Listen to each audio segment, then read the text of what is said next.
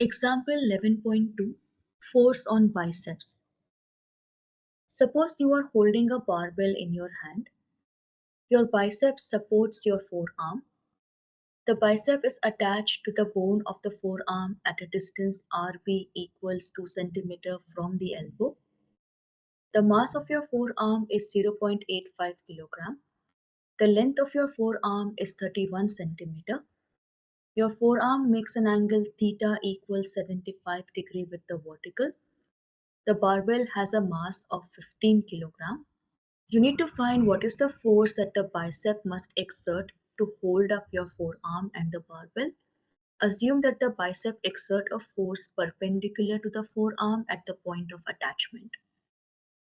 So here you are holding a barbell which has a mass we can write as mw of 15 kg.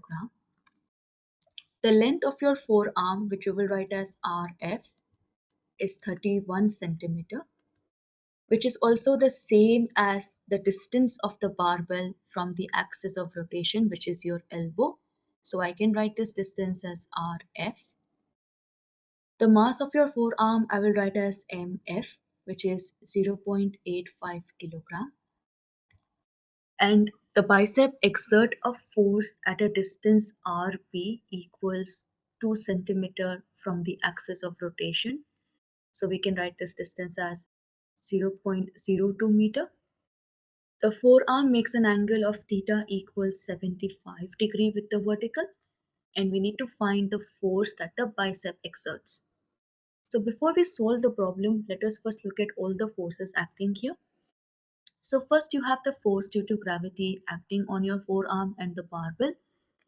So force due to gravity on forearm is represented by the green arrow, which is located at the center of mass of the forearm. I will call this as Fg1. The distance of Fg1 from the axis of rotation, we will call it as R1. Axis of rotation is the elbow. Then we have force due to gravity acting on the barbell. We will call this as Fg2. And its distance from the axis of rotation is Rf.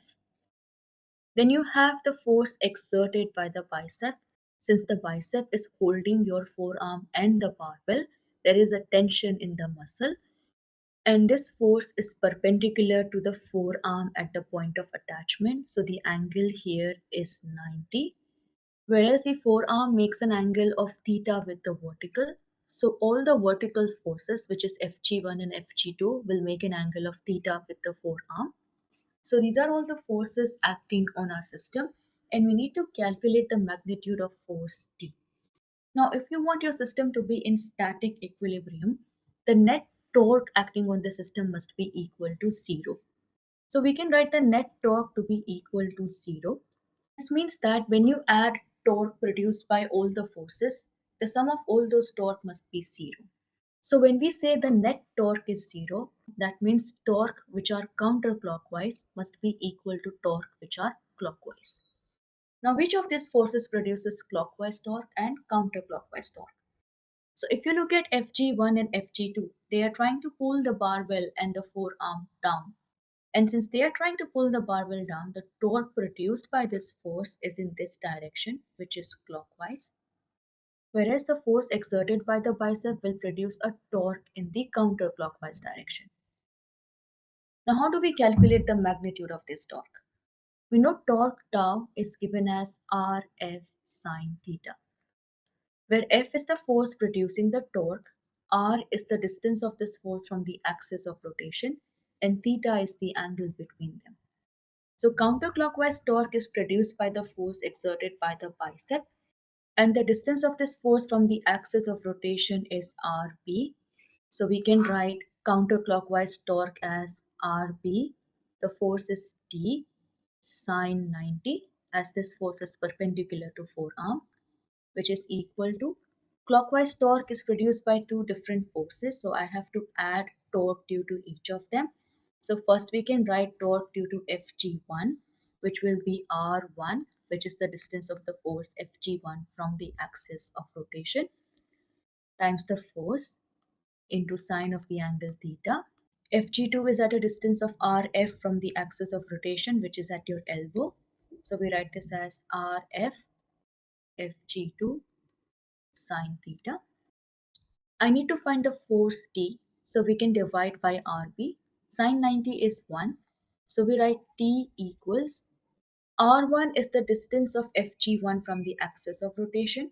Fg1 is at the center of mass of the forearm, so its distance from the axis will be the length of the forearm by 2. So I can write R1 to be Rf by 2. Fg1 will be mass of forearm into G sine theta plus Rf. Fg2 will be mass of the weight into G sine theta. Mass of the weight is nothing but mass of the forearm. This whole thing divided by Rb. Now we can take terms common here. G sine theta is common as well as Rf is common. So we can take this as Rf G sine theta. Put everything else in the bracket.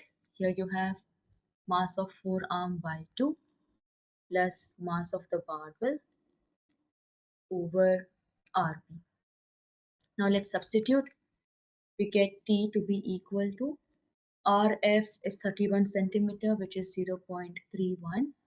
G is 9.81 into sine 75. Mass of forearm is 0.85 by 2 plus 15 divided by 0.02. And when you solve this, you get the force exerted by the bicep to be equal to 2265.5 Newton.